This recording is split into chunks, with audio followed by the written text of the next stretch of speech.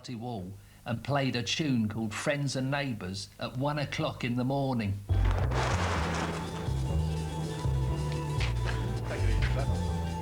They seem a very pleasant couple. When I went round, I met their little girl, Jenny. She's about the same age as Anthony. Well, she'll be company for Anthony, perhaps. Perhaps. She's staying with her aunt at the moment, but she'll be here on Saturday. Perhaps Anthony could invite her round for tea. Perhaps. Would you like that, Anthony? No.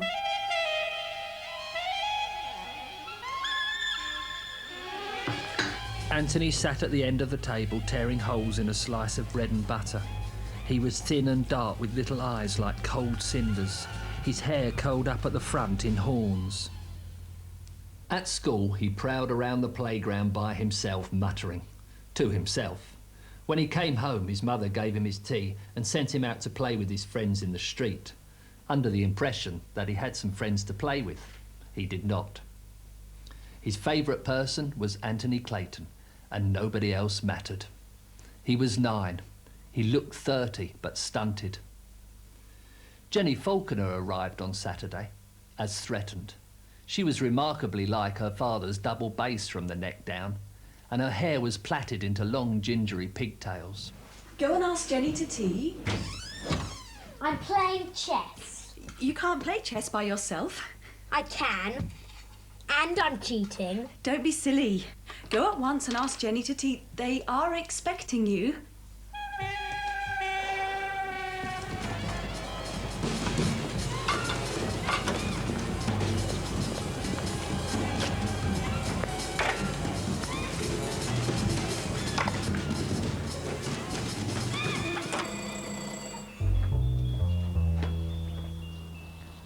I've got to ask you to tea.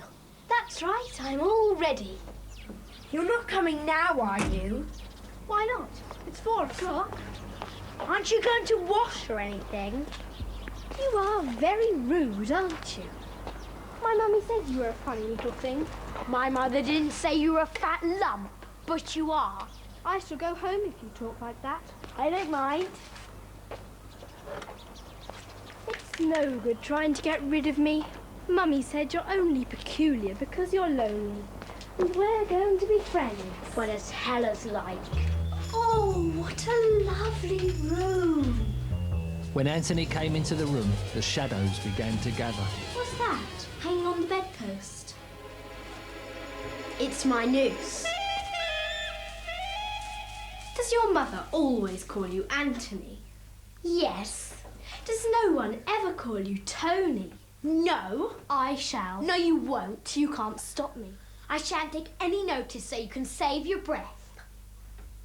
My name's Jennifer, but everyone calls me Jenny, except my Auntie May. Auntie calls me Angel Face. And I'm not going to call you Anthony. You're not going to call me Angel Face either. I'll call you Anthony. That's how it's spelt. You can't do that. It would sound silly. Yes, it would. But you shouldn't have an H in it if you don't want people to say it. Tea time, children. Oh, lovely. Come along, Anthony. She grabbed him by the wrist and yanked him out of the bedroom. She was horribly strong. So what have you noticed about Anthony so far? He's not a lovable character, but he really makes an impression, doesn't he? Based just on this glimpse, how would you explain Anthony to someone else? Would you mention the way he eats his food, his appearance, the way he reacts to the idea of Jenny coming round to tea, the way he greets Jenny so politely, the fact that he has a noose at the end of his bed?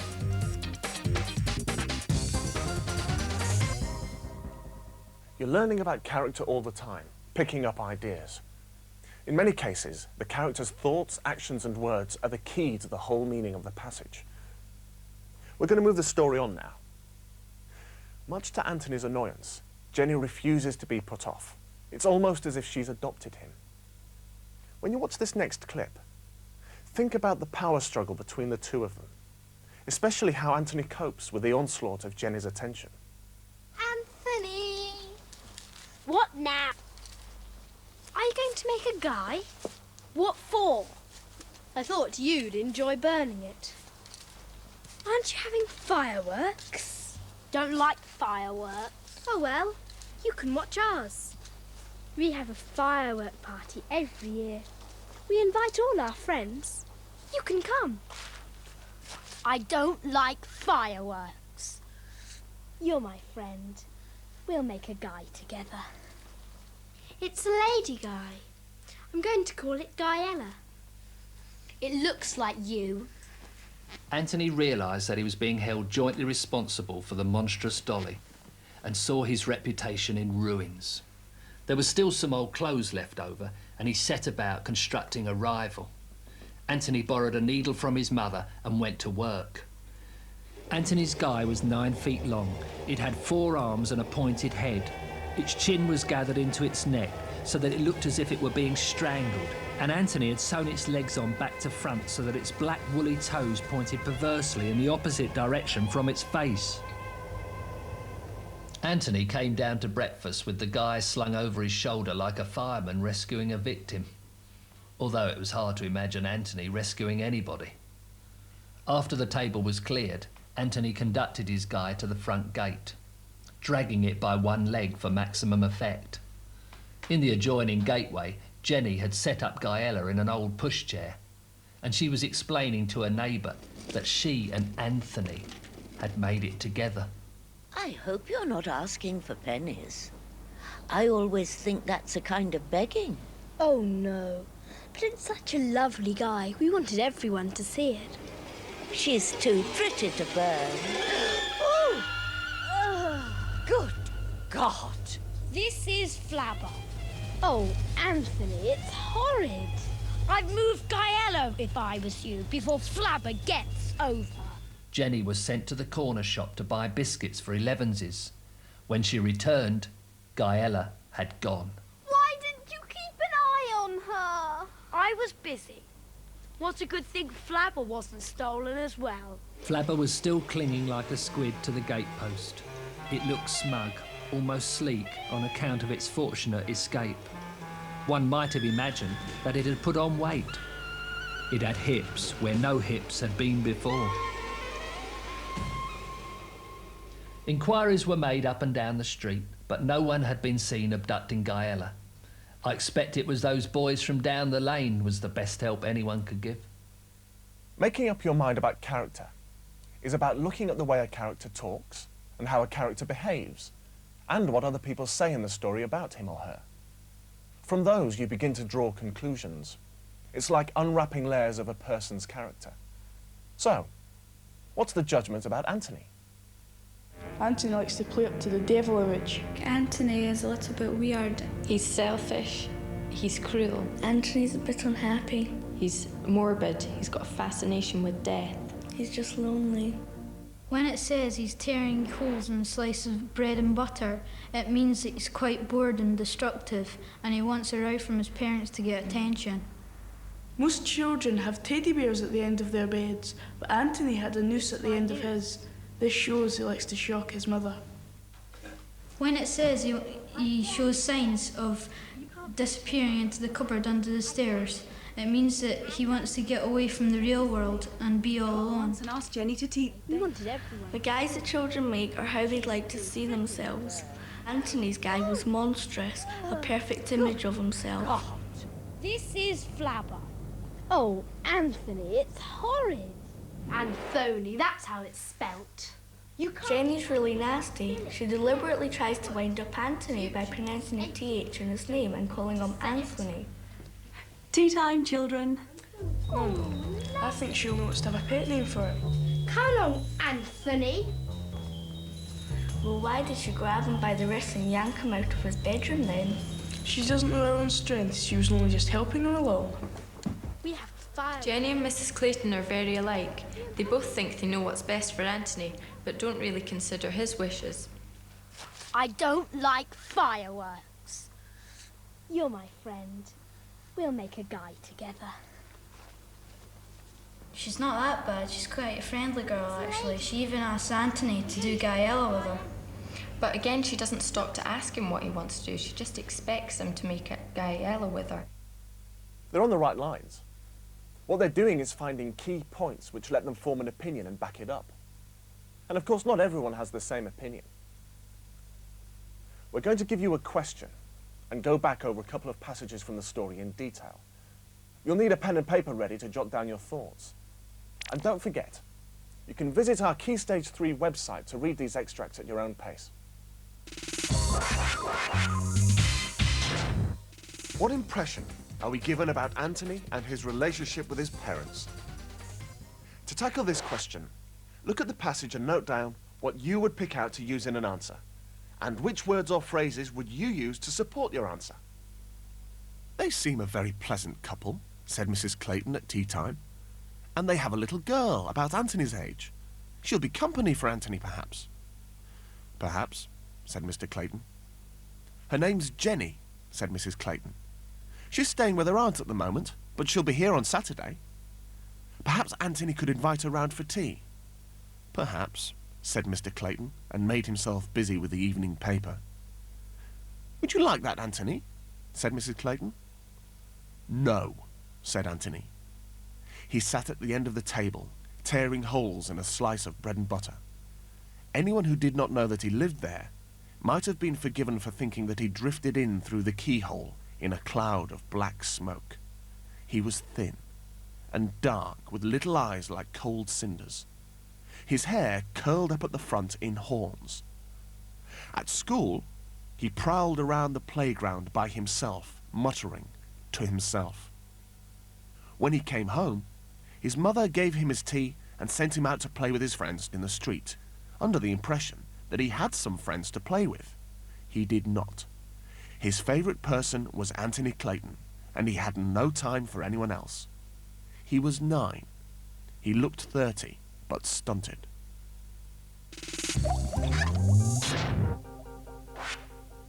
So how did you do? Well, you might have picked out some of these points. Anthony's appearance. Which words would you choose to describe it? Menacing? Strange? Unnerving? Devilish? Slightly comical? Or the way he acts? Tearing up his bread instead of eating it? Is it destructive? Threatening? Sinister? Attention-seeking? He doesn't waste his words either. Is this rudeness to his parents? Or is it just that he's living in a world of his own, which no one else can enter? Anthony has no friends or companions. Would you say he's a loner? Solitary? Sad, perhaps? His relationship with his parents is summed up by his position at the table, as far away as he can get. Are they afraid of him? Or is it perhaps that they don't understand him, so they keep their distance? And how can his mother be so wrong about him? Maybe she just doesn't want to know the truth. When you're making points like these, it's very important to remember to back up what you say by referring to the text. This is how you prove to the examiner that you know how the language of the passage works. Let's go back over 3 of the points and show you what we mean about using quotations.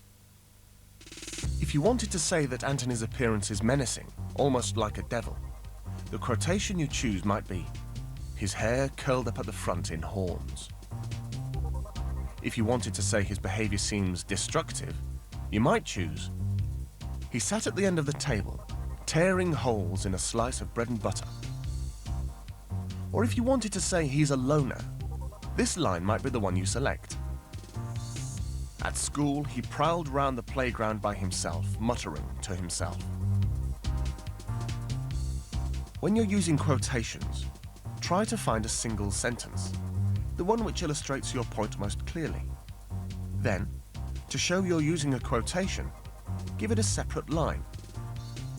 And use quotation marks, like this. Both of these will help the person reading your answer. However, you don't have to use whole sentences when you quote from a passage. Sometimes, it's easier to use single words or short phrases as part of your own sentences, like this. Anthony's appearance is almost like a miniature devil, with his eyes like cold cinders, and hair curled in horns. This way of using quotations needs a lot of practice, but it's an excellent way of showing the examiner that you've chosen carefully from the passage. You can find more information and questions about this on our website, which you can work through in your own time.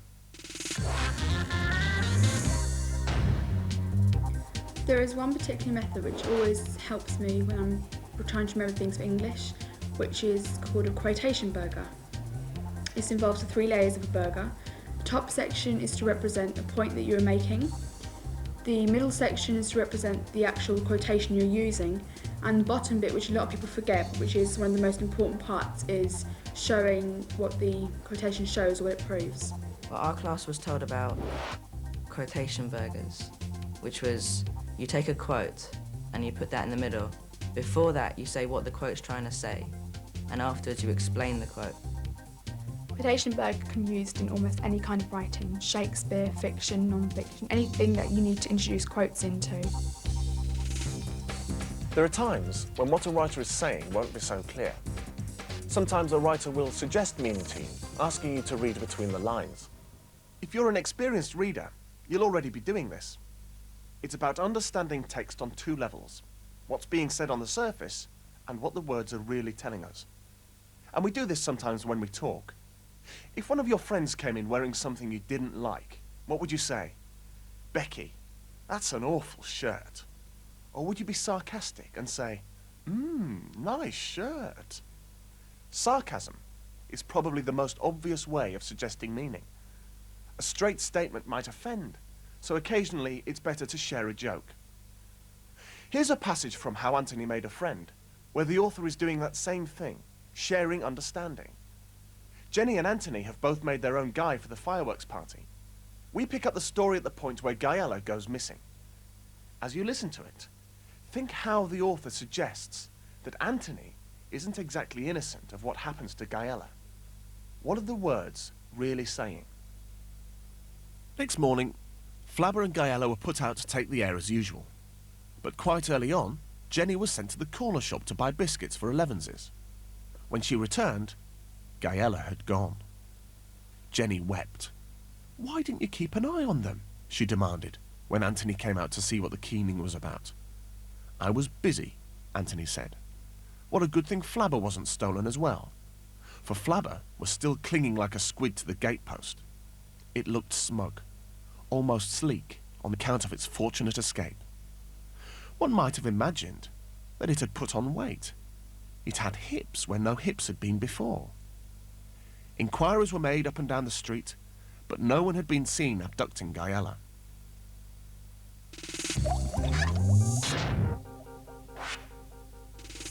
So how did you get on? Well, on the surface, it says that Anthony was busy when Gaella vanished. It says that Flabber looked smug because it had a fortunate escape. And it seemed it had put on weight. It now had hips. That's the meaning on the page, the literal meaning. But what's the author really saying? She's saying that Flabber, or rather Anthony, has taken revenge. If you follow the story, you'll be aware what's going on. Basically, Anthony needed to get his own back. He did something with Gaella. In fact, he stuffed her into Flabber. The author doesn't tell us that. She suggests it, and we use what we know about Anthony to come to our own conclusion.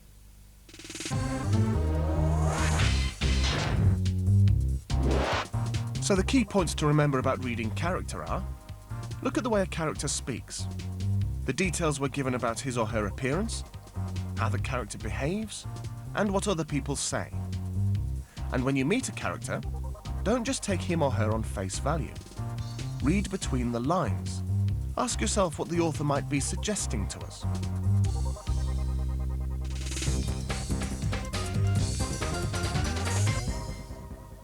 You'll definitely be asked about an author's use of language. Something like, how does the author set the scene? Or, how does the author build up tension? And it's often hard to know where to start. How do you comment on language? Well, the best way to look at this is in a passage where language is used in a very distinctive way. This next clip is from the start of a novel called Bleak House by Charles Dickens. It's set in London on a day when the city is under a blanket of grimy fog. As you watch, think about or jot down your first impressions of the way language is used.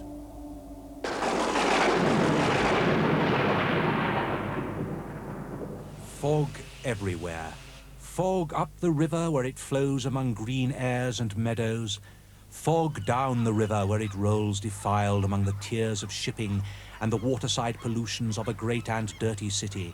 Fog on the Essex marshes, fog on the Kentish heights, fog creeping into the cabooses of collier brigs, fog lying out on the yards and hovering in the rigging of great ships, fog drooping in the gunwales of barges and small boats, fog in the eyes and throats of ancient Greenwich pensioners wheezing by the firesides of their wards, fog in the stem and bowl of the afternoon pipe of the wrathful skipper down in his close cabin, fog cruelly pinching the toes and fingers of his shivering little prentice boy on deck, chance people on the bridges peeping over the parapets into a nether sky of fog, with fog all round them as if they were up in a balloon and hanging in the misty clouds.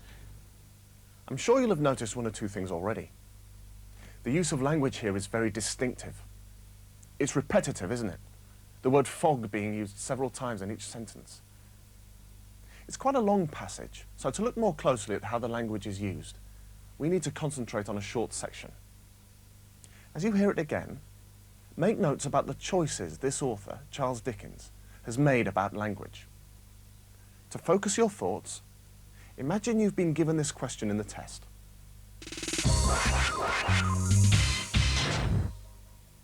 How does Charles Dickens give a strong impression of the dense London fog?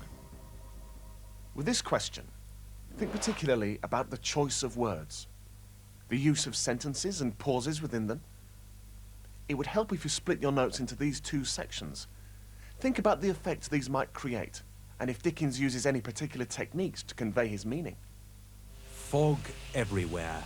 Fog up the river where it flows among green airs and meadows. Fog down the river where it rolls defiled among the tiers of shipping and the waterside pollutions of a great and dirty city.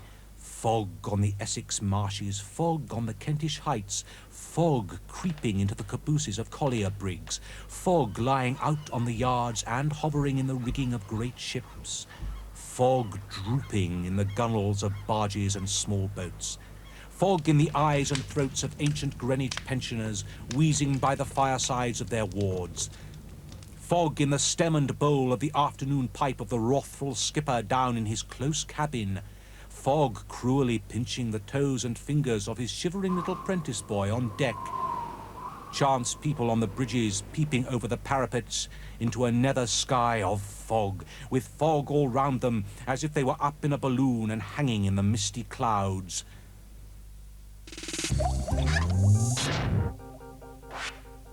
So what did you note down in your two sections? Firstly, in the words section, you might have noted the repetition of the word fog, and the way it begins new clauses or sections of the long sentences. Look at the group of words about the dirt of London. Defiled, pollutions, dirty. And the effect of this group of words is that we get a strong impression of the dirt and grime. Or perhaps the way Dickens writes about the movements of the fog, the verbs and adverbs he uses. Creeping, lying, hovering, cruelly. When Dickens personifies fog like this, we begin to think about it as an evil, malicious person. It seems to have a strength of its own, deliberately planning misery for Londoners. Did you notice anything about the sentence structure too? There are a wide variety of sentence types, and if we highlight them for you, it's easy to see. The paragraph begins with a very simple, blunt statement. So blunt, it doesn't even contain a verb. Fog everywhere. This gives us a quick, complete look at London. All you can see is fog and there's no point trying to escape. Then later, Dickens uses short statements again, but this time two in the same sentence, balancing them. Fog on the Essex marshes, fog on the Kentish heights.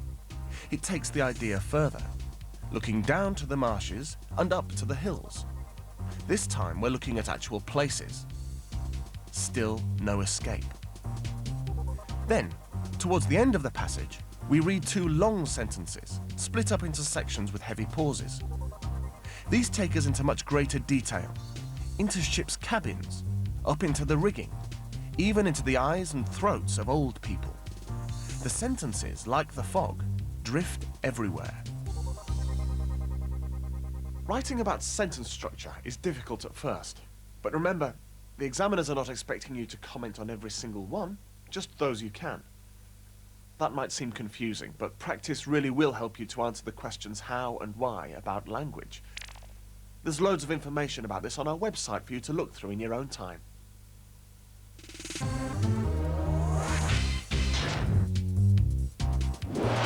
So when you're answering the question about use of language in your test, focus on the writer's choice of words, especially if there are groups or patterns. Look at the way sentences are constructed, and any techniques the author uses to allow the meaning to come through, such as personification. Finally, don't forget to use the instructions on the paper itself to help you. These will tell you what your answer should include. So this is the end of narrative fiction. Play this unit as many times as you like until you feel confident about character and use of language. Don't forget, there's more about the effects language has on the reader in our Keys Stage 3 bite-sized book, on the website, and in the next unit on poetry. This would be a good place to take a break if you want to, or you can carry straight on.